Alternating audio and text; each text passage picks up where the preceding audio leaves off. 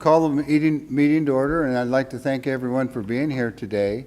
And before we start, I know that you probably all have friends or relatives or someone down in Las Vegas, so our hearts and our thoughts are prayers to those individuals down there too in that senseless tragedy. So I know that there's a lot of things going on in this world, but sometimes we have to put it into perspective also. So thank you. With that, we have a quorum here. Commissioner Fund and myself are here, and Commissioner Jackson is ill today. And Colonel Averill, would you like to lead us in the flag salute today?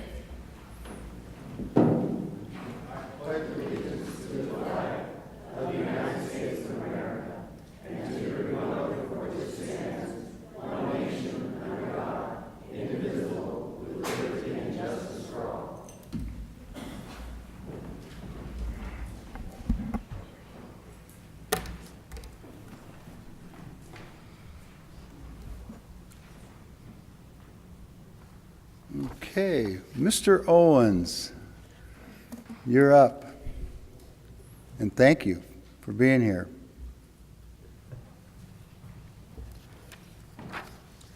Thank you. I get to go first, huh? You're we'll save the You signed up. You're in. Well, thank you. I'm here on behalf of the 4-H department and would like to thank the commissioners for the proclamation today that will be recognized later on. And would also like to thank you for the county contribution to the 4-H program in helping to keep it going in the county, because it is such a great program for our youth. It just really involves a lot of people in the county, from very small youngsters up to seniors. And I know from being a leader now for almost 50, well, a little over 50 years, I guess, total, being a 4-H leader. Eileen, too, 50 years. Eileen? Well, okay. I'm only 55, so. Oh. But we started a club in Arkansas and then out here. So I've been a leader about 51 years. And I know at least a couple of instances where the program actually saved a couple of young men's lives. Just the responsibility that they had, and just talking with them and working with them, had not been for the 4-H program, they probably would have been in other programs today where we've been retraining them, because they would have been in major trouble. So it is a great program, and thank you for your help. The program started here in Lewis County by Mr. J.T. Alexander, who was a pioneer. He was a farmer, also a banker. He loved agriculture and he loved youth, and worked tirelessly for many years to get the 4-H program started. And I believe it started in about 1926. And it started out, he established, I think it was 25 clubs through the county, and then an additional 20 clubs after that he helped start to get the program going. And of course, it's been going since then. Mr. Alexander was into banking, and of course is known very well throughout the area. The Alexander family is. And we appreciate that, his endeavor, and the 4-H beef dairy barn on the fairgrounds, the green barn. He spent 3 years working toward raising funds to get that building built, and came up with $4,500 toward that building at the time, and they've expanded it a little bit since then. But $4,500 back in the 20s, can you imagine how many cows that took at $1.50, $2.75 a cow to pay for that building? It was a lot of work and a lot of time involved. But again, I won't take a whole lot of time, but the 4-H program is very, very important to youth throughout the nation. And thank you again for helping to keep this program going. And I know that you believe in it and will continue to push toward it. Thank you. Thank you, Jerry and Thank Eileen. you, Jerry and Eileen. Dedication. Very much.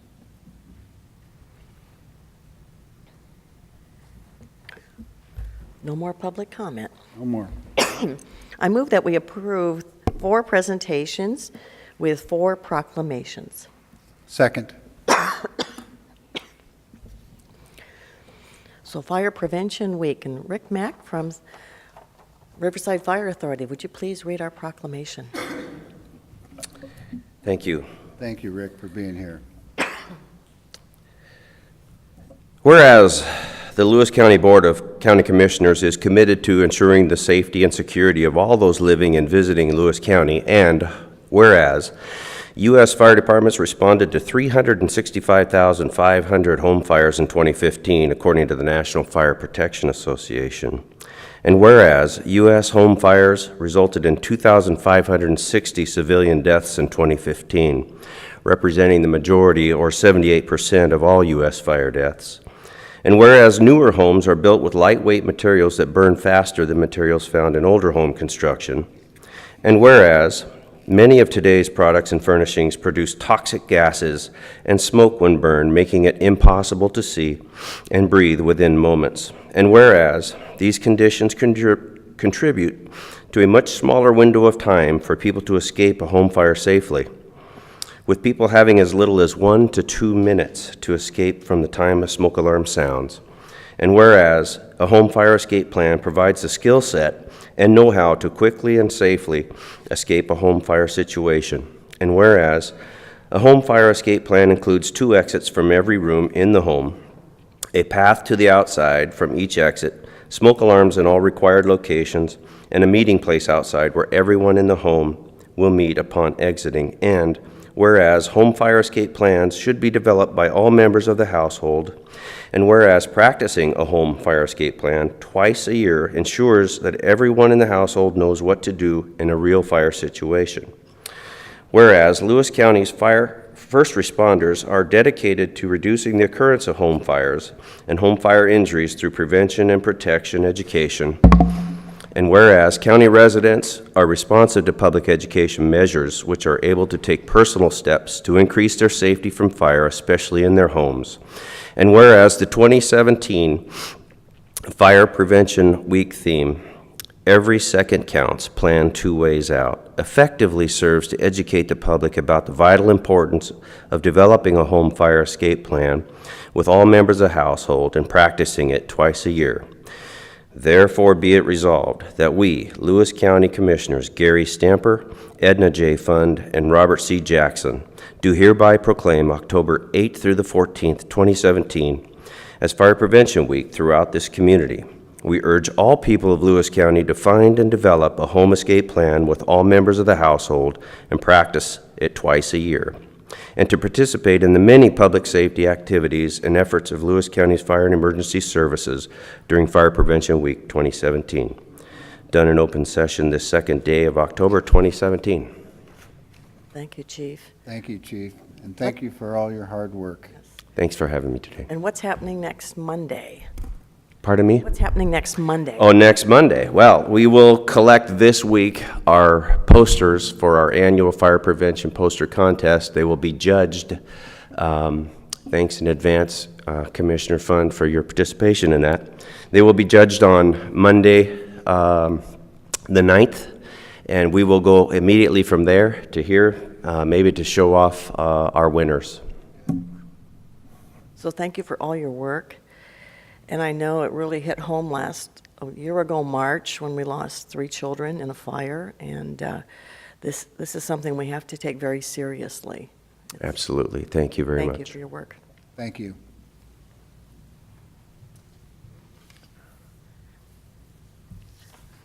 The next one is Domestic Violence Action Month.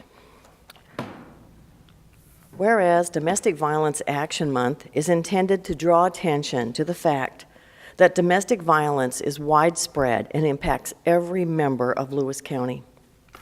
And whereas the crime of domestic violence violates an individual's privacy, dignity, security, and humanity due to the systematic use of physical, emotional, sexual, psychological, and economic control and/or abuse. And whereas the problem of domestic violence is not confined to any group or groups of people, but instead crosses all economic, racial, gender, educational, religious, and societal barriers and is sustained by societal indifference. And whereas We must work together to educate our community about domestic violence prevention, supporting survivors, and speaking out against harmful attitudes and actions. And whereas victims should have help to find the compassion, comfort, and assistance they need, and domestic abusers should be punished to the fullest extent of the law. And whereas there is evidence that we can be successful in preventing domestic violence in Lewis County through the use of increased education, awareness, and community involvement. And whereas the Human Response Network, which can be reached by phone at 360-748-6601 or 1-800-244-7414, is the recognized accredited service provider for domestic violence advocacy services for the citizens of Lewis County. Now, therefore, be it resolved that the Board of County Commissioners does hereby proclaim the month of October 2017 as Domestic Violence Action Month in Lewis County. We ask that the community members recognizes the serious impact of sexual assault and to support and embrace the significant role each of us can play in the prevention of domestic violence, done in open session the second day of October 2017. Dave Eatwell, want to say some words for us? Good morning, Commissioners. I appreciate the opportunity to be here and to speak in support of this proclamation. I have here some information I'd like to share.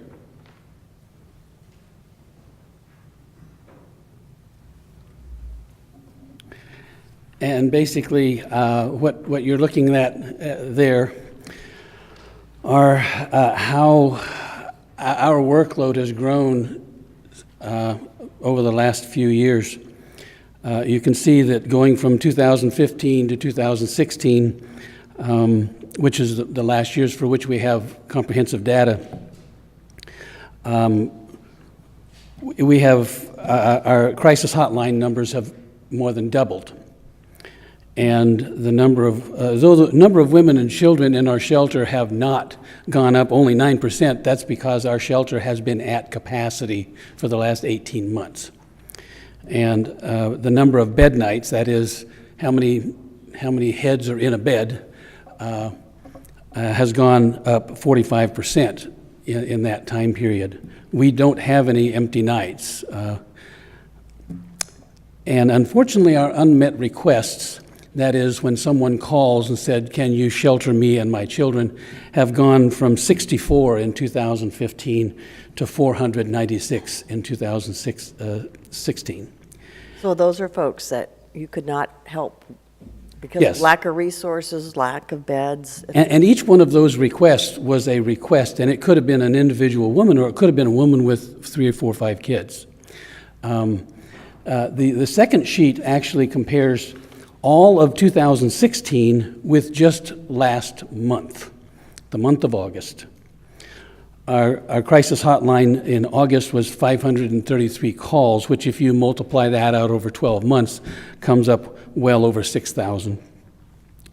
The number of women and children that we serve, now what we've taken to do is putting multiple children in beds. So even though if you multiply, we have 18 beds times 31 days in August, you would come up with 585 or so bed nights. We've actually had 725 bed nights in the month of August. We did that by putting multiple children in beds, also putting some people in motels, which is very expensive. We can't do that for very long. And our unmet requests, and this is what is really crushing staff, is that in August of 2017, we had as many unmet requests as we had in all of 2015, the entire year. So we're intent on building a new facility, and you'll hear about that in the near future. And we appreciate your support in what we do. We could not do it without the support of the local community. I think we have a really great staff who are committed to what they do. And I am humbled every day by the work that they do. Thank you, Dave.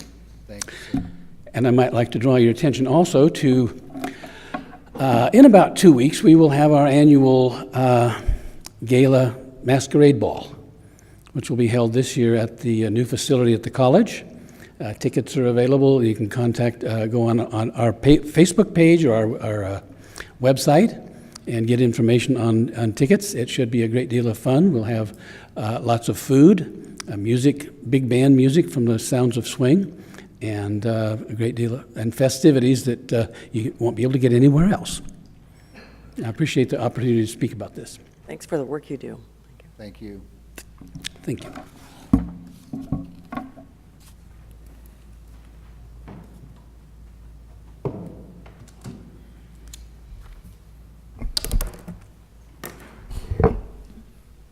Okay, now we're going to have recognizing Lewis County Disaster Preparedness and Lewis County Alert Awareness Month. Whereas Lewis County has experienced natural and technological disasters in the past and remains vulnerable in the future. Whereas everyone in the county should prepare themselves to be as self-sufficient as possible for at least 2 weeks following an act of terrorism, natural and technological disasters. And whereas advanced preparation, planning, and training reduces incident recovery time, mitigates risk, and saves lives. For every hour spent on preparation saves 9 hours in recovery process. And whereas proclaiming October as Lewis County Disaster Preparedness and Lewis County Alert Awareness Month will bring a heightened awareness and encourage residents, businesses, and local government to prepare themselves in an all-hazards manner to be self-sufficient and knowledgeable about the risk we face. And whereas the loss of both life and property can be greatly reduced if the citizens have available information provided over the NOAA weather radio and Lewis County alert systems. And whereas by participating in a statewide drop, cover, and hold earthquake drill on October 19th, 2017 at 10:19 in the morning, individuals, neighbors, schools, businesses, and organizations will have taken steps to prepare before disaster strikes, therefore saving lives, reducing injuries, mitigating loss to property, and speeding up recovery time. Now, therefore, the members of the Lewis County Board of County Commissioners do hereby proclaim as October as Lewis County Disaster Preparedness and Lewis County Alert Awareness Month.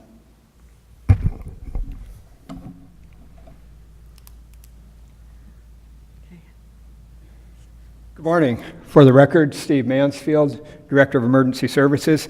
I just want to reemphasize a few points within the proclamation that tend to get lost in the whereases and the therefores and whatnot. The proclamation is really an awareness opportunity for all of us to look around at the threats we face, the floods, the earthquakes, the fires, the shootings that we had today, the chemical spills that we have. Our world is we're surrounded by risk, both natural and technological risk. And I can't overemphasize the importance of being prepared at home, at work, in your schools, and when you're on the road. And that's very important. And this is our one time a year when we really focus that, and the commissioner focus on that, and the commissioners recognize this. And October 19th, as the proclamation says, is at 10:19 is a statewide drop, cover, and hold drill. And incidentally, our kids are the ones that are that are best trained and most adept at dealing with this, and that's because of the work that the school systems and the teachers and the educators have done through the years. Whether it be fire drills, earthquake drills, or things that have them going at school, our kids are better trained than most of the adults. So that just goes to show that we can do better as adults if we follow their example.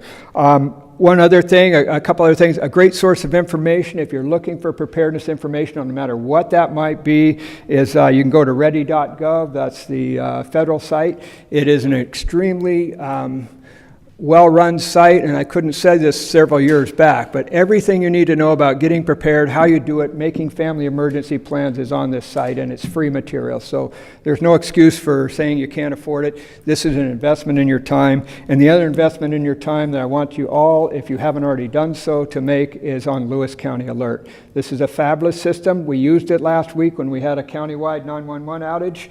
We notified everybody in the county who had either signed up for it or had a landline. And we got a report on that, and what a great way to reach out to our folks when we have something really bad or something that they need to know about happen. This is it right here, folks. This is the best piece of technological equipment and a system that we could possibly have, and we're building that now. We've already got over 2,700 people that have opted in and gone in and signed up with their cell phone. So no matter where you are in this state, if you've listed an address, your address at home, your kids, if they have cell phones, you'll get a notification if something is affecting your neighborhood, or we need to reach out to you and tell you about something important that's happening in Lewis County. So I encourage all of you to go to our website, lewiscountywa.gov, and the information is on there to sign up. It's free, and we don't collect anything on you. This is information about your cell phone. You get the text, you can have an app on there, you get a phone message, you get an email, you can get all that right on your phone now. So great source, great opportunity, and I never pass that by. And I want to say Commissioner Fund, I think she's have the 2,700 opt-ins we have on the website. She's probably got us at least half of them. Thank you for twisting the arms, Commissioner. Yes. And once again, you can go to the website, and it says Lewis County Alert, and sign up. And it was really good that we had that going when the cable was cut last week, and people on Facebook had received their alert, and they were copying, pasting that, and put it on their Facebook page. So it just kept moving ahead, like, why don't I have internet? And well, here's the reason why. And Steve, thank you for all your work on that. Thank you, Steve. And now we have a proclamation recognizing October 1st through 7th, Washington State Lewis County Extension 4-H Week. Sheila? Pam? And Pam. Correct? Yes. Good morning, Commissioners. Sheila Gray, WSU Extension Director, and my pleasure this morning to reintroduce to you Pam Watson, our WSU Lewis County Extension 4-H Program Agent. And Pam will be reading the proclamation this morning. Thank you. Thank you. Good morning. Washington State University Lewis County Extension 4-H Week, October 1st through 7th, 2017, Lewis County, Washington. Whereas the WSU Lewis County Extension 4-H Youth Program is proud to honor the efforts of our 4-H volunteers who have provided high-quality life skills education with hands-on learning to our county youth, and whereas this positive youth development program provides learning experiences for the whole child, including head, heart, hands, and health, and helps our county youth acquire knowledge, develop life skills, and enable them to become self-directed, productive, and contributing members of our society. And whereas we reach over 775 Lewis County youth, ranging from kindergarten to 12th grade, who come from diverse ethnic and socioeconomic backgrounds and truly represent a cross-section of our county, ranging from cities to rural areas. And whereas the program achieves success with the commitment and passion of the 150 4-H adult volunteers who have generously given of their time, talents, energies, and resources that help make 4-H an effective prevention program. And whereas, since 1902, the 4-H program has contributed to the positive development of young people who are more likely to contribute to their communities, more likely to have healthy behaviors, and more likely to engage in science, technology, engineering, art, and math, or STEAM, programs outside of school through relevant and engaging 4-H programs and activities. Now, therefore, be it resolved that the Board of Lewis County Commissioners hereby designates October 1st through 7th, 2017 as 4-H Week. We commend the support provided by families, organizations, businesses, community leaders, and funding partners to the program's success. We urge all people in our county to join us in this special observance, done in open session this second day of October 2017. Thank you, Pam. Thank you. Also this morning joining us, we have several 4-H youth members who Yes. will come on up and introduce themselves.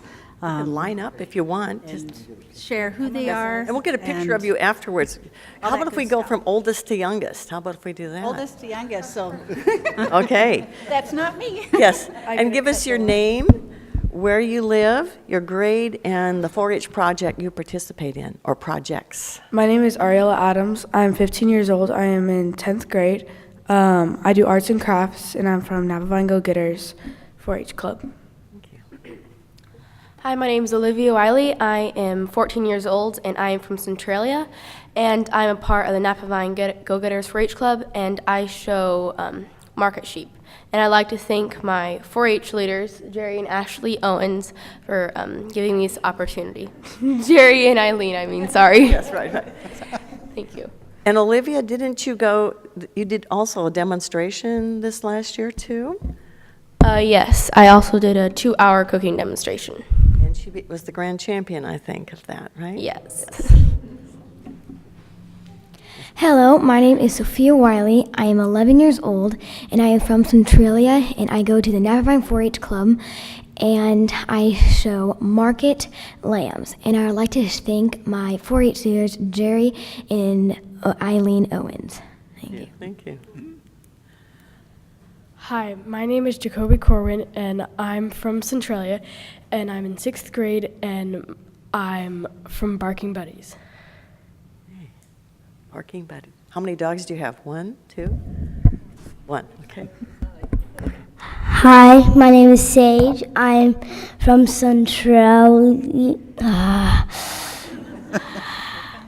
Your club.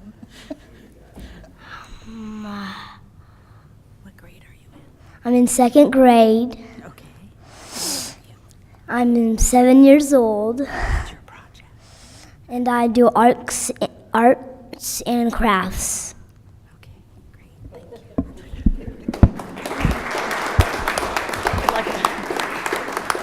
We want to thank the parents for bringing the various students here this morning, taking your time, and also for your continued support of the 4-H program. It's such a joy to have youth members show up to this type of event. Thank you so much. And could we have a picture with all the youth and Photo op. photo op? And Pam and Sheila. And why don't we here? Jerry and Eileen, why don't you come on up?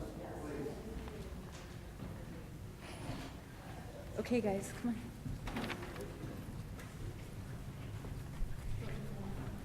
Thank you very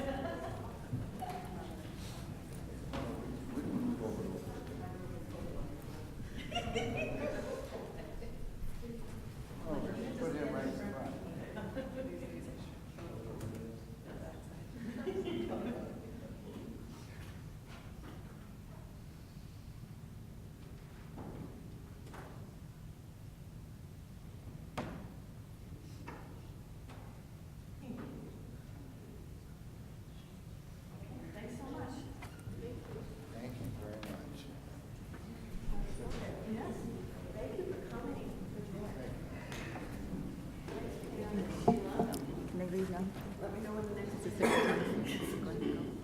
You guys can go ahead.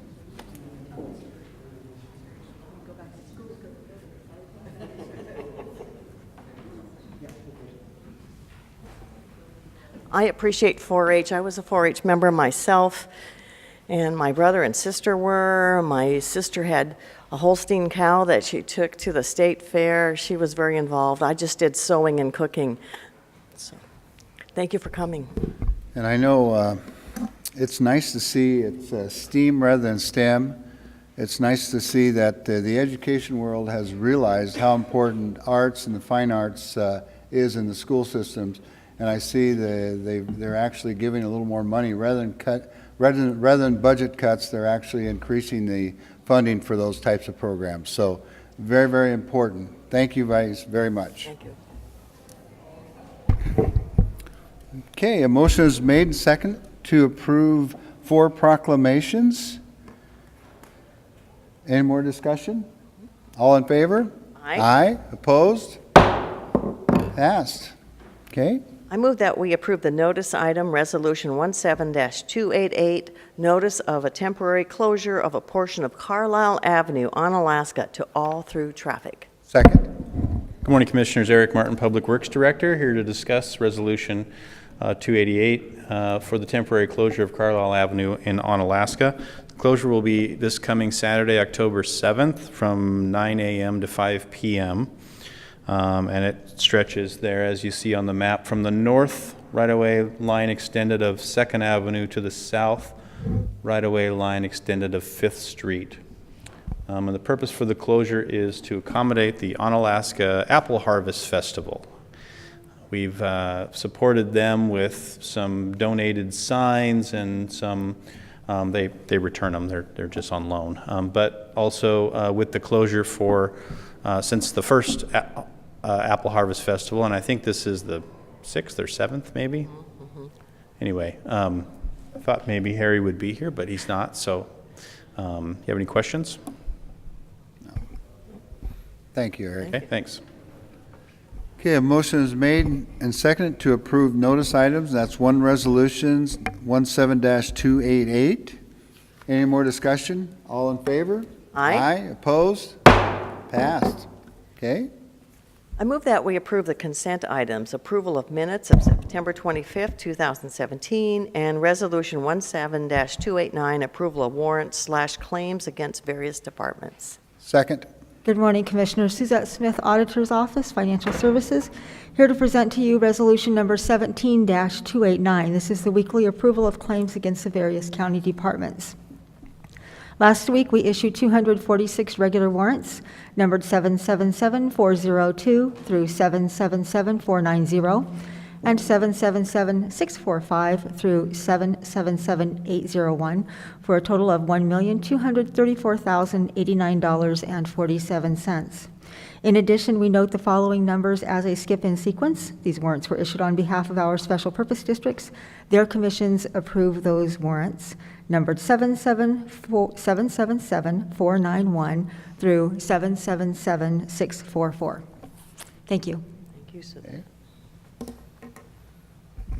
A motion is made and seconded to approve the consent items. That would be 2, approval of the minutes, 25th of September 2017, and then the approval of warrants, and that is 17-289. Any more discussion? All in favor? Aye. Aye. Opposed? Passed. I move that we approve deliberation items, Resolution 17-290 through 292. Second. Morning, Commissioners. Paulette Young, Lewis County Risk and Safety Administrator, talking to you about Resolution 17, is it 290?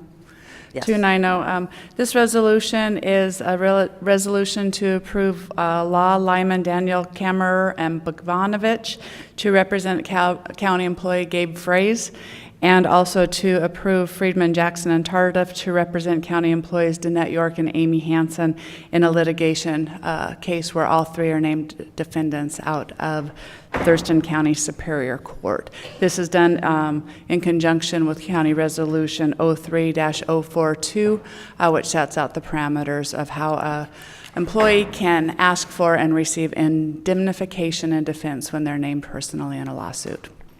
Okay. Any questions? Paulette.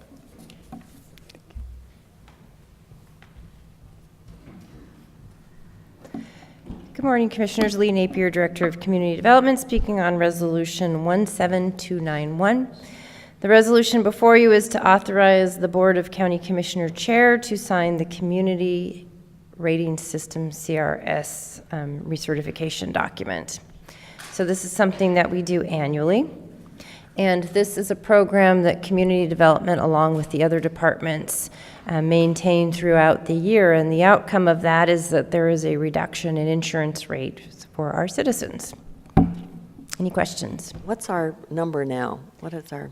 I believe we're at a 7. So the range is 1 to 10. The lower you are, the better you are. We're at a 7. We're working on it. We'll work on 6 next year. Yes. Good morning, Danette York, Director of Lewis County Public Health and Social Services, and I'm speaking to resolution number 17-292. This is an agreement between Washington State Department of Licensing and Lewis County to provide relicensing services. So what we do is we use vouchers to cover the expense of reinstating or renewing driver's licenses for those who are homeless or low-income eligible. Funding will come from our local document recording fees that are established for homeless and housing programs, and eligible costs will be reimbursable. Thank you. Thank you. Thank you. Okay, a motion is made and seconded to approve the deliberation items, 3 items, resolutions 17-290 through 17-292. Any more discussion? All in favor? Aye. Aye. Opposed? Passed. Thank you. Okay, now we are going to move into the hearing, and that is for ordinance 1280, the hearing for the ordinance of 1280, which would amend chapter 6.505, Animals of Lewis County Code. Second. I can't do that. We're going for hearing. David Fine. Good morning, Commissioners. David Fine with the Civil Division of the Prosecuting Attorney's Office. Let me go through this. I'm sorry, David. I read this out, so got ahead of myself a little there. We are calling this meeting to order, and we will first have a staff report, followed by a question and answer period. We will then close the question and answer period and open the hearing for formal testimony. At this time, anyone that would like to we'd receive public testimony for 3 minutes, and I think we have a sign-up sheet there. And announce those citizens wishing to sign up, please go ahead and sign up now. And at this time, we'll go ahead and ask for the staff report. Thank you, Commissioners. As per your instructions to us, the Prosecuting Attorney's Office respectfully offers for your consideration Ordinance 1280. The ordinance, if adopted, will amend Chapter 6.05 of the Lewis County Code. The amendment will afford the District Court a discretion with respect to the disposition of dogs which have been declared by the Director of the county's Department of Public Health and Social Services or by her designee to be dangerous animals within the meaning afforded that term in County Code Section 6.05.010 subsection 9. Specifically, the ordinance, if adopted, will give the court a discretion to order that such a dog not be euthanized. Instead, and in appropriate cases, the court may order that the dog be placed instead into the possession of a suitable person, and additionally, the court may impose such conditions, if any, which may be necessary to safeguard the public. The new provision will be given effect retrospectively and with respect to animals currently held in our animal shelter. Can we move go to page 2 on our, there we go. Commissioner Fund, do you have any questions for the staff person? Hello, I'm Pauline Kerr. 1 second. And I wanted to talk about the dog. Can you hold on? Can Yeah, you hold on just a second? We're going through this. We're not quite ready for that yet. I'm sorry, I can Okay. neither see nor hear very well. Okay, can you help her out there, Danette? Oh, okay. Okay, thank you very much. We'll get you Sign back up. up there in a minute. Did she get signed up? Okay, Yeah, my name is there, yeah. okay. Commissioner Fund, you have? Yeah, my name's there, yeah. I just suggest we move this along so people can have a I'll wait till chance to Steve read it as we're. Yes, okay. At this time, then, we're going to open up the questions and answer for the public to ask. And then, David, if you would be willing to answer questions, so we'll put you up here at that point in time. Now we're going to we'll go ahead, we are going to go ahead and close the question and answer period. And would you like to have your comments? Oh, sorry, we've got some signed up there? Yeah. Okay. Okay. Questions first? You want this? Questions, I believe questions go first. Questions go first. Ron Averill, Centralia area. This is directed to you, Councilor Fine. As I recall, because I had an animal involved in this process, our current regulation allows that if there's a dispute with the county on how the animal is being held, that the hearings examiner can hear the case. And what, David, I believe you're doing is you're changing from that hearings examiner to the courts. Is that what you're doing? David, could you come on up here and probably just, Yeah. we got another a table for microphone you over over here. That way you'd be able to answer. Not to put you on the table by yourself, but.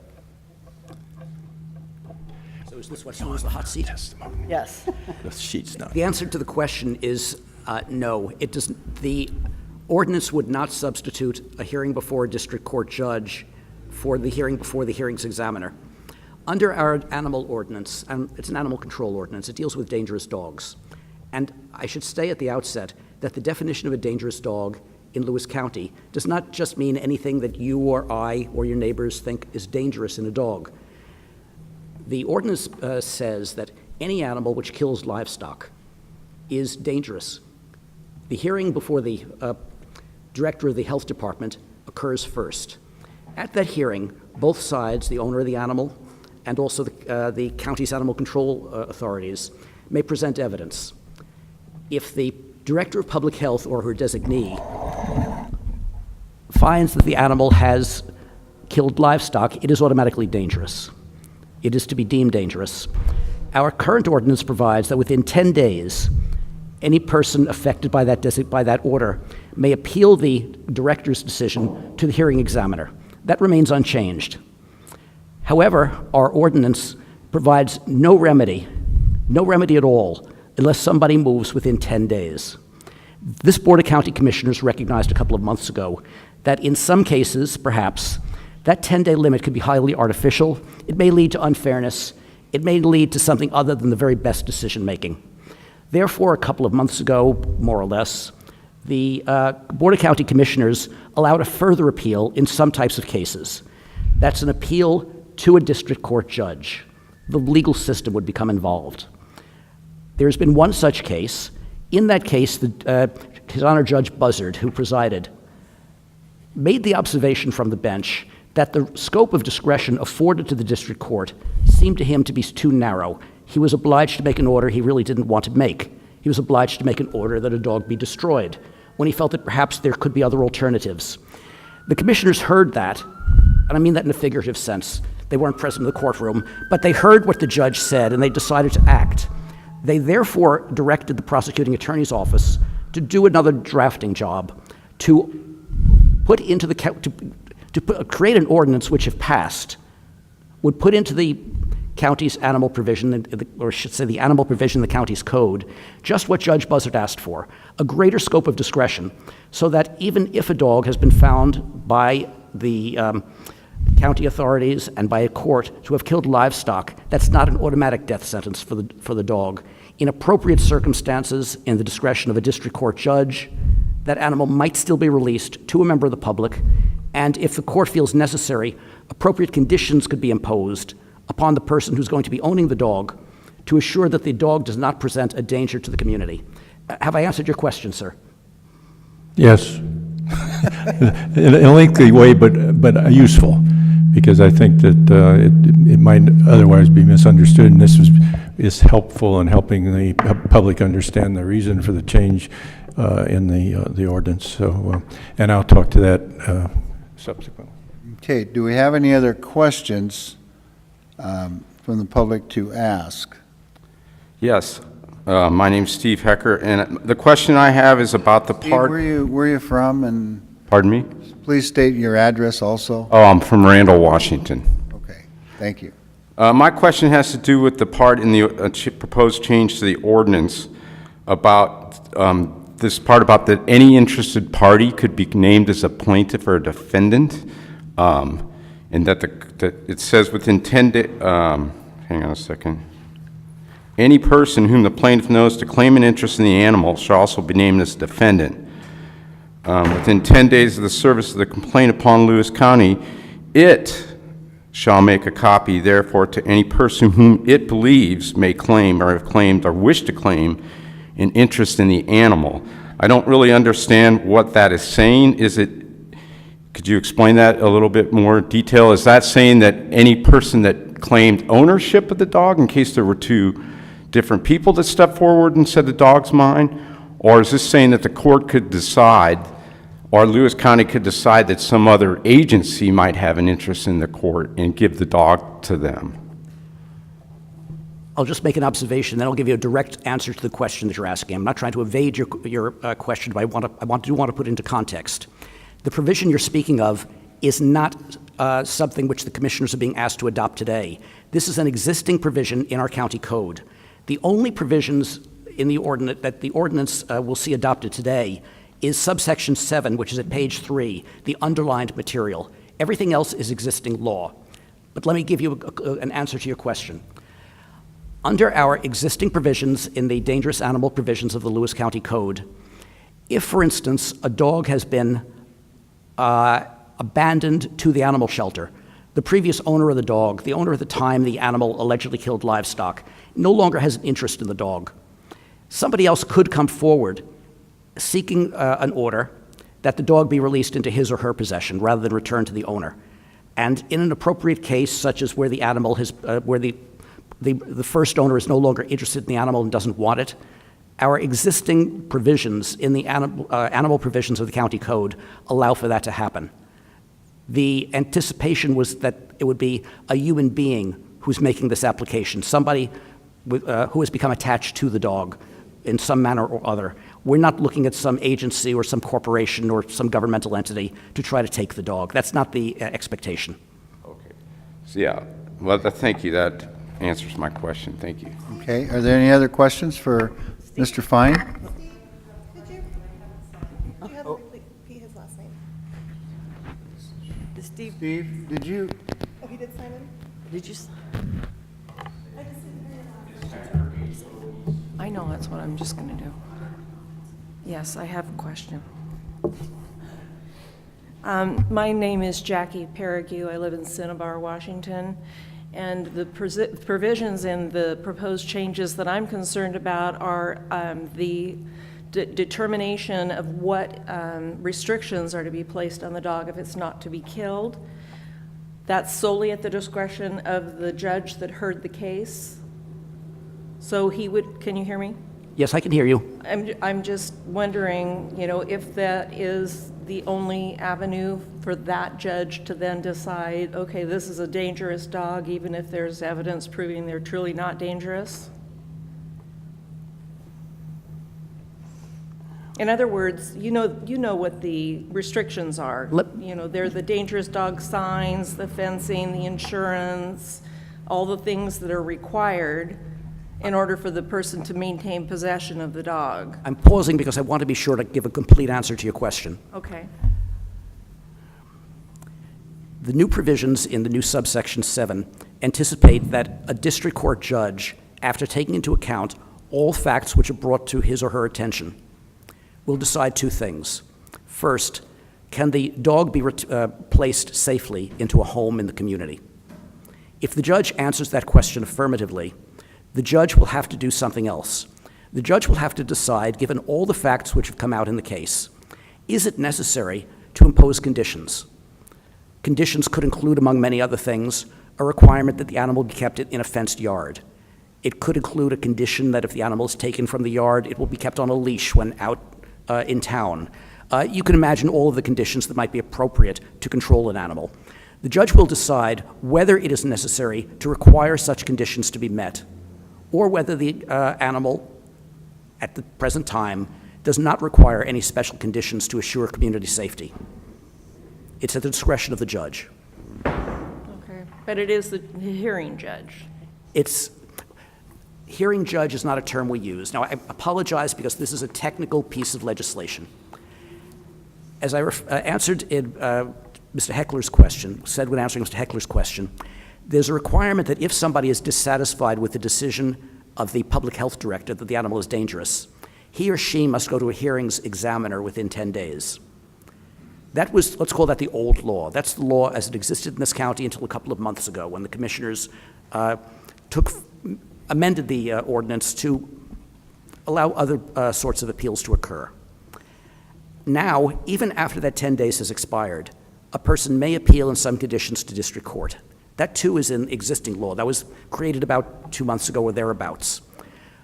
What we're doing today is expanding the discretion of the district court judge at this hearing, this further appeal which can occur, so that the district court judge can, in some conditions, allow the animal to be placed into the community and can decide whether or not it's necessary to impose conditions on the placement. That is what the commissioners are being asked to decide today. If they wish to do that, the prosecutor's office has recommended the appropriate way to do so is to adopt Ordinance 1280, which sets out the full text of the animal provisions of the code, and it includes a new subsection, which has been underlined, and that is subsection 7. It is what gives the court this expanded discretion. Have I given you a full answer to your question, ma'am? Yeah, I believe you have. My other question deals with timing on the appeal process. Part of the code, it seems a bit ambiguous to me. It says that you only have the code, the RCW, allows for so many days after a decision to appeal to like the next level of court. This also talks about an appeal period, and you have to have it filed after that time has run. In the specific case that we both know we're talking about here, that time's run on the decision, but it's already surpassed the amount of time built in to allow for an appeal like this. So is there some type of an additional proviso we can put in there to allow a buffer time after the appeal time has passed? Are you referring to the 10-day time period in which to file an appeal? Yes. Okay. Within that 10 days, somebody must appeal to the hearings examiner, and that's an appeal from the decision of the public health director. That 10 days has gone. Nobody may now go to the hearings examiner. 2 months ago, more or less, the commissioners provided a different avenue for appeal. After that 10 days has expired, when you can no longer go to a hearings examiner, you, meaning a person interested in the animal, still may bring an appeal, but it's not an appeal to the hearings examiner. Instead, it's an appeal to a district court judge. There is no specific time limit in the proposed ordinance upon that appeal. So the fact that the animal was declared dangerous by the public health director 6, 9, 12 months ago is immaterial. It doesn't in any way affect one's right to go to the district court judge. Okay. I guess I'm still a little perplexed about when that time passes. There's no express time limit in Ordinance 1280 within which to go to district court. In fact, let me see if I can find the provision.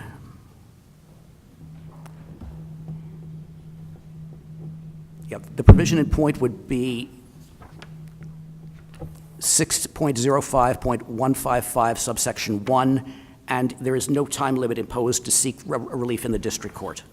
Obviously, it has to be before the animal has been euthanized in accordance with the order of the public health director, but so long as the animal is still viable, one may go to district court for relief. Okay. All right. Thank you. Okay. Steve? Steve Hecker, Randall, Washington. Yeah, I think I could be a little more specific. So it says that such an action may not be brought prior to the expiration of the period which Jackie just spoke of. So in a particular case that we're hinting at, if a dog is set to be euthanized in 30 days, and you cannot appeal under this ordinance until the expiration of that 30 days, then what what would stop the county from executing the dog on day 31 before they had a chance to file this appeal under this ordinance?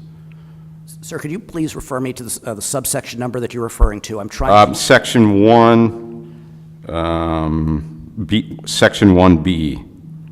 Such an action may not be brought prior to the expiration date. Okay. So if the dog is set to be euthanized in 30 days, there is no period of grace period allowing for the filing under this ordinance as I read it. Let me explain. What Ordinance 1280 sets out is only Section 6.05.155 of the Lewis County Code. There's a previous section, that's 6.05.150. .150 is the section which permits an appeal to the hearings examiner within 10 days following the decision of the public health director. Section 6.05.155(1)B says that the appeal to the district court cannot be brought until that 10 days has expired. So in the first 10 days following the public health director's decision that the dog is dangerous, one has a window in which to appeal to the hearings examiner, a 10-day window. After that 10-day window has closed, the greater window, much broader window, which does not have a time limit, opens in which to appeal to a district court judge. What the new subsection 7 of Section 155 does is it gives the district court judge a greater breadth of discretion when this appeal to district court is brought. And I should add, I'm not hinting at any particular case. The ordinance speaks to all animals which might be in such circumstances. Well, sure. So, okay, I'm not quite certain I understand that they couldn't. So you have 10 days to file the initial appeal under the older part of the ordinance. The hearings examiner, yes.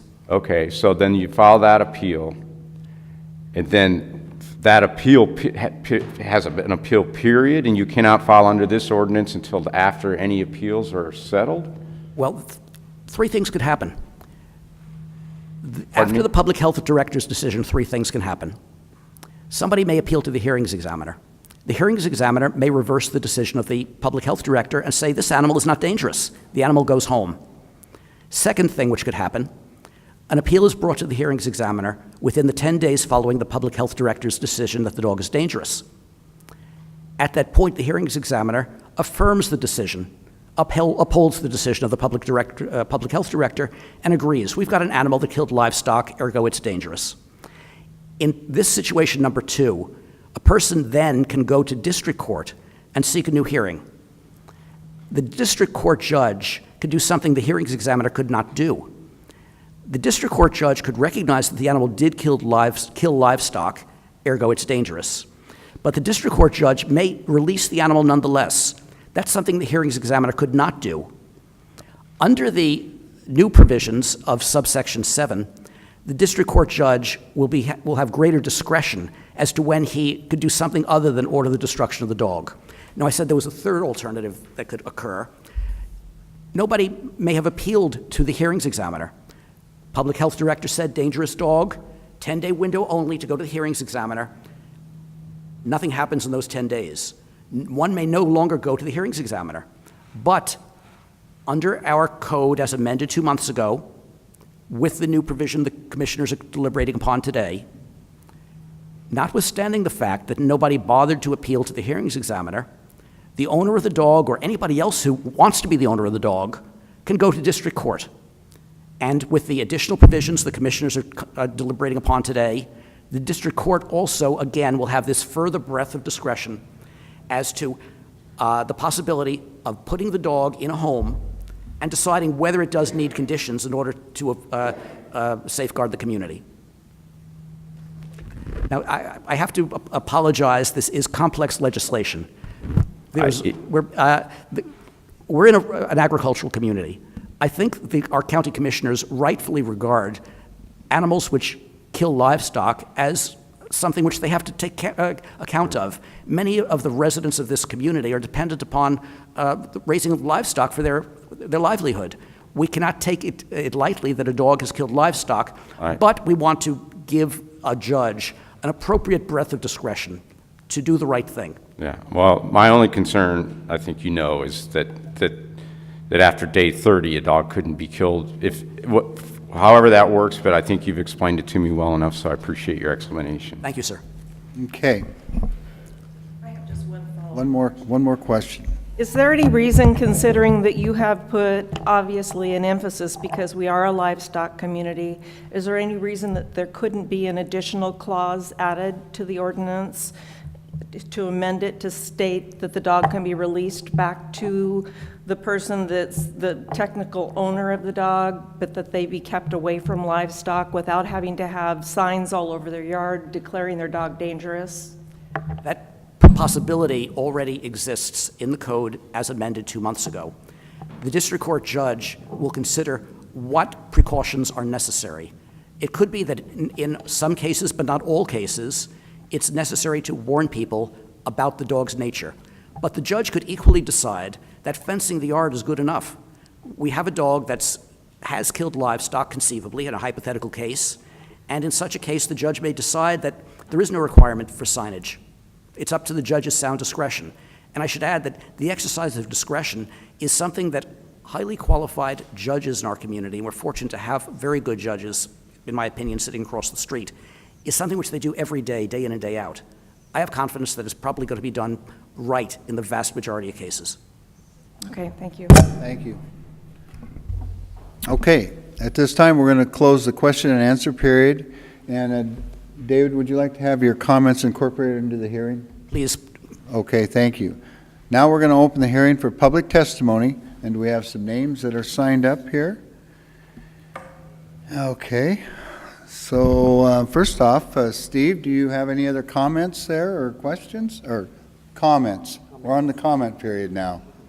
Well, first of all, I want to thank you for your work on this issue. As an ex-federal employee and union president, I know it's not easy to change legislations twice in 4 months. So a couple things that I'd like to say is in section 2B, it says the court may consider evidence. I would like to propose that that be changed to that the court will consider all legally admissible evidence, because may is a soft word that we'll be right back where we are.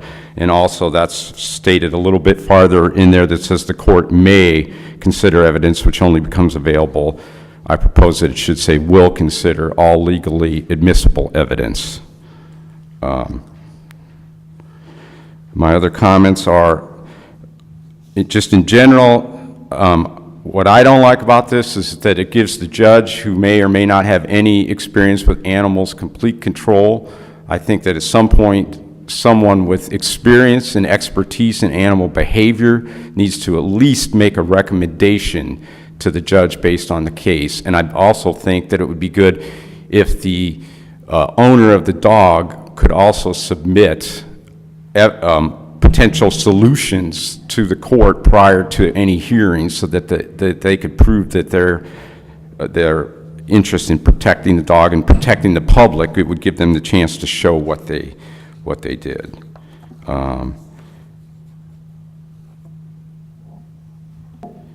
And yeah, that's my main, I think that's my main comments, is that someone with expertise at some point in the process, I think that would be better, because people have that experience, they have that training, they have that skill, and they have that knowledge. A judge may or may not have that. So thank you for... Thank you, Steve. Pauline? Hello. I want to comment, what? I want to comment on the dog law. Excuse me 1 second. You're at 412 G Street in Centralia, is that correct? Yes. Okay, perfect. Okay? Okay. All right. First of all, I'd like to apologize to everybody here. I couldn't hear anything that went on. And so I don't want to repeat a whole lot of stuff that happened before I got up here. But I would like to say I'm incensed at what happened to the dog, that he's been locked up and nobody's paid any attention to the actual evidence of what he did, which he didn't do. And that he appeared before the judge, and then the judge dismissed all the evidence on the theory that, what if that dog bit somebody in the future? Then we would all be responsible for that. But, you know, given the same criterion, then if a person appeared before that same judge, he would have to find them guilty. What if they ran out and got a weapon and menaced somebody? Then would we all be responsible for that too? So my argument about the dog law is not how it's set up, but how it's implemented. Because it seems as though the people who know about dogs want the dog released. The people at the animal shelter, the people at the health department who are actually responsible want the dog released because it's a good dog. It's a good life. And it shouldn't be destroyed just because it ran afoul of some bureaucrat somewhere who decided he wanted to track those people down and then maliciously prosecute the ladies who tried to protect the dog. So I talked to a man who works for me. He's from Germany. He was born there under Nazi occupation. And he said that the Nazis had that kind of a law where it didn't matter if you saw somebody going to their death. If it's the law, it's okay. You didn't go afoul of the law because it's the law. And so that's my feeling at this point, that sometimes the laws should be shoved against. They are not good laws. And so please consider that when you consider the new dog laws.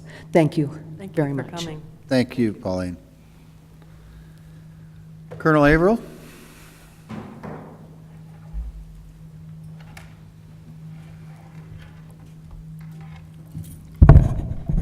I'm Colonel Averill, Ron Averill from 2523 Graff Road in Centralia.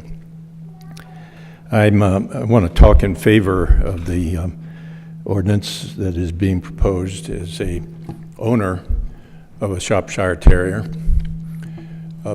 more often called a pit bull. I got my pit bull as a rescue operation. My problem is I sometimes get too close to this one here. I got my pit bull as a rescue operation, and it was my daughter that picked the dog up. And it was in Galvin, Washington, which it's a little closer living community, but it's outside of city limits, and it's more rural area. But there was a person that moved into that community from Seattle that was deathly afraid of pit bulls. And she constantly walked in front of my daughter's yard, and every time the dog barked at her, she called the sheriff. And and one of the kids was harassing her by sticking a stick through the fence.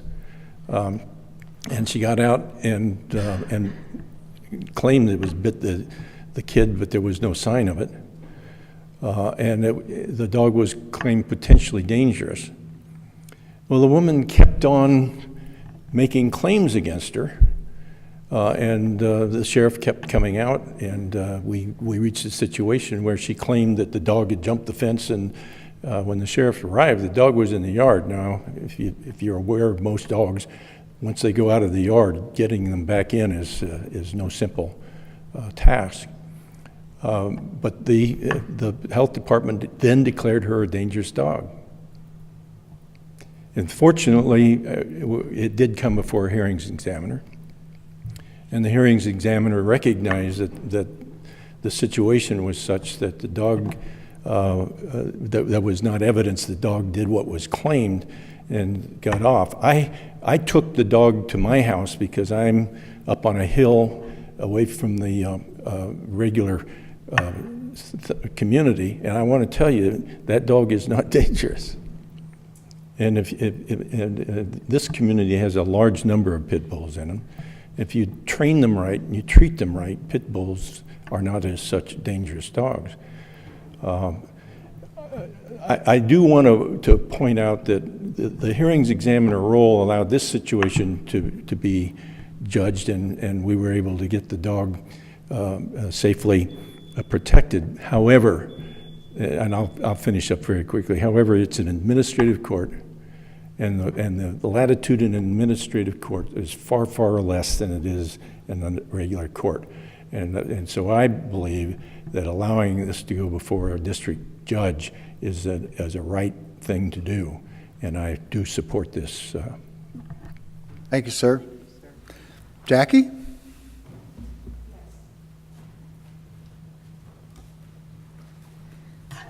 Just kind of following up on what he also said and what Steve said earlier, I just want to say that I've got a great deal of experience. I'm actually a huge animal activist. I'm the administrator of Paws Across America nationwide, and we work with pit bulls 90% of the time because they're one of the highest killed dogs. He did state that well, because the vast majority of these dogs are not harmful. My Chihuahua is more dangerous than my daughter's pit bulls. But, and be that as it may, I just want to make one further comment following up on what Steve said, and that's about the behavior assessment, which I think is critical. A lot of the shelters are utilizing staff, employees, sometimes very inexperienced, to determine whether a dog should be labeled aggressive, maybe not necessarily dangerous, but that does label them, and quite often it ends up having them euthanized. In these type of cases, it should be a third-party behavioralist that is hired to come in to do a professional assessment to determine whether there's any dangerous propensities. And I think that's really pretty much my position on that. Thank you. Okay. Thank you. Mr. Wood?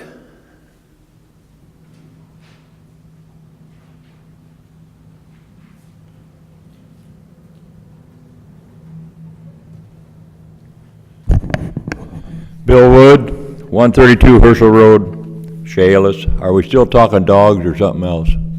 Yeah, we're dogs. Anything? No, we're talking specifically about the Strictly dogs? Yes. Mine is totally unrelated. Oh, okay.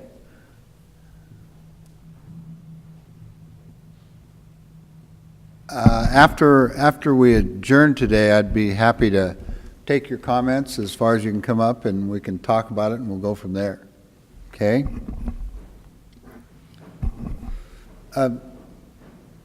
David, I do have one question on this, and Steve brought it up too, specifically about, would that, I know that, I've read many contracts, and I know that obviously a lot of other people have too. It says will and may. Give me your opinion on this. Judges are prickly creatures. They do not like to be told what to do. The way in which to get evidence before a judge is to give a judge discretion to receive it. Yeah. If a judge makes a decision to refuse to hear appropriate evidence, that judge's decision is subject to being overturned by an appellate court. Judges do not like to have their decisions overturned by appellate courts. If you reason that through, you see we're in a position where if we say that the judge may consider evidence, the judge will be inclined to consider that evidence if it could be at all helpful to the decision that the judge has to make. Another speaker suggested to you, commissioners, that the owner of the animal or the person who wishes to become the owner of the animal have the right to bring in the evidence of an animal behavioralist. Section 155.2b, which is existing law, an existing provision of the county code inserted about a couple of months ago, permits this to be done. If the owner or potential owner, the person wishing to take the animal out of the courtroom, so to speak, and take it home, brought in evidence from a professional about the propensities of the dog, and if that evidence suggested that certain precautions are not necessary, that evidence would weigh very heavily upon the decision of the judge. The judge would give it very serious consideration. Thank you. So it's allowed in, it's it can happen.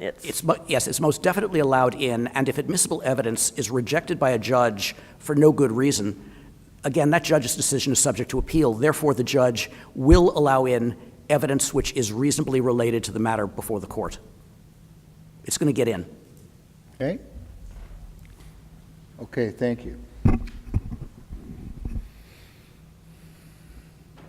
We will now close the hearing for public testimony. Commissioner Fund? I move that we approve Ordinance 1280, which would amend Chapter 6.05, Animals of Lewis County Code. Second. Any more discussion? I just want to say I appreciate the public coming in. We've been receiving a lot of information from people from all over the world regarding this case, and we're working hard to put the right ordinance language in place. So we have the information given to the judge that they have ability to take a look at all evidence and then make a decision. So it's been very wonderful to have people come in and talk with us, send us emails. It's just been, people are paying attention, so I appreciate the public's involvement. And I know that I have fielded a number of calls, and I think the intent to modify this ordinance and is not only suitable for this particular dog, but it will take care of potential problems down the road. So, and I still got all the signatures in my office of roughly how many, Steve? 149,000. So from all, pardon me? And the county. So. Counting.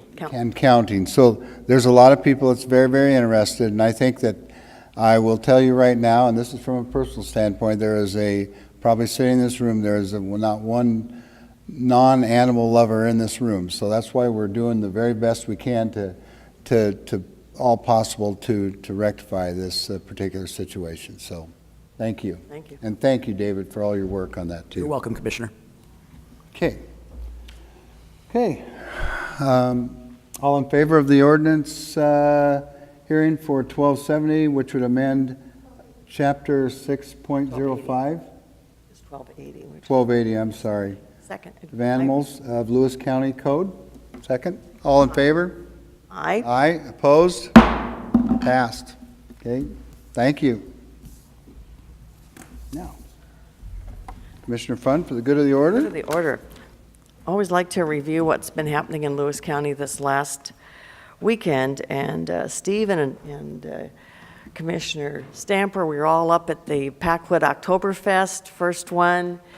Wonderful event. People from all over came. This was enabled by lodging tax dollars, and I think there's going to be a second annual, third annual, fourth annual. It was a very good event. People came from all over. We sat across from some people from Tacoma that came in, and their dinner was supposed to be only for 50 people, and so they stopped it. And after they stopped the 50 people, they had 42 other folks that wanted to come in. So I think they'll be doubling that. But it was really wonderful to see all the people from Randall and Packwood out there serving, volunteering, and people coming from all over and enjoying Lewis County. And if you happen to be there, you would have probably noticed former Commissioner Lee Gross was dressed in lederhosen. But I will tell you, having in-laws from Germany, it didn't look like they were the originals, but he probably got them offline somewhere, I'm guessing, but who knows. So it was quite a spectacle, and we're actually trying to get some pictures up here, of that event. But we knew things were going to be pretty busy, so we'll maybe look forward to that at a later time. So, Christmas party, right? Yeah. So anyway, so no, it was a great event. Lots of community activities and things going on. So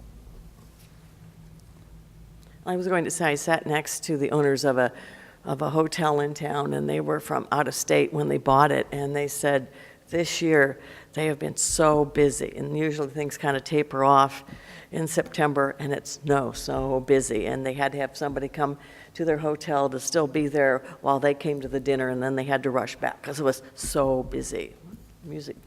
And we've got a big event this weekend. We've got the the Onalaska Alliance, and we're going to have the Apple Harvest Fest, and we got the parade starting at 11 o'clock. So lots of things going on. Hopefully, it sounds like we're going to have good weather, knock on wood, right? So it'd be nice if you're from the area, and if you're from out of the area, tell your family and friends to come on down to the beautiful downtown Onalaska. I'm sure they got apple cider there. They do. Lots of it. Apple pie, apple Oh, yeah. fritters. So, anyway, I don't have anything else. What was that? Oh, out of our control. Yes. But that leads us to the press conference, I'd like. Yes. Anything for the press, from the press? Questions? Okay. I'd like to make a comment. It was really notable last week that the commissioners and folks associated with the Flood Authority, we were looking at the potential site of a water retention facility for Lewis County near PL. And this could be a real game changer for economic development for our county. I talk about the time that Matt Matioshi, who's EDC director, and I went to Benaroya in Seattle, and they said, do you know when you Google Lewis County, what comes up? Floods, floods, floods. And we have buildable land. We have buildable land that needs a lot of infrastructure. But if we can contain those floods, hold back that water, we can help the fish in the Shales Basin. This is a real game changer. This is something that can move forward and help our county and help our citizens and help the fish in our area. So that was a pretty exciting time to be up there looking at that. TVW from Olympia came to do some videotaping. They are putting together a half an hour review of the 10th anniversary of the flood of 2007. So it's very interesting that our neighbors up north want to know more about our flooding, our situation, and what happened in 2007 to us and what we're doing now to help prevent that situation again. Any comments on that too? No, our timing was impeccable because it started raining like we could not believe while we standing. So, anyway, even the guys from Weyerhaeuser, the people who given the tour, said it's time to go. So anyway, but no, it's a wonderful opportunity to go up there and see exactly where the retention facility will be and talk to a few of the folks there afterwards. So it was a good experience. So. And one thing that I found very interesting, we were asking an expert from HR and about the boring of the holes. And they said of any project they've been involved in, there has been more boring of holes to test that area. And it's doable. So that was interesting to note. Well, with that, I move that we adjourn. Second, motion is made, second to adjourn. All in favor? Aye. Opposed? Thank you.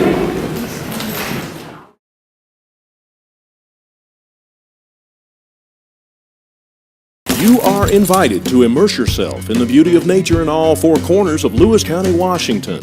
From our fields to your table, farms in the west share their bounty. Limitless landscapes, forests and mountains beg to be explored in the east. Fish our many rivers and lakes in the south, and discover where history and culture intersect in our twin cities.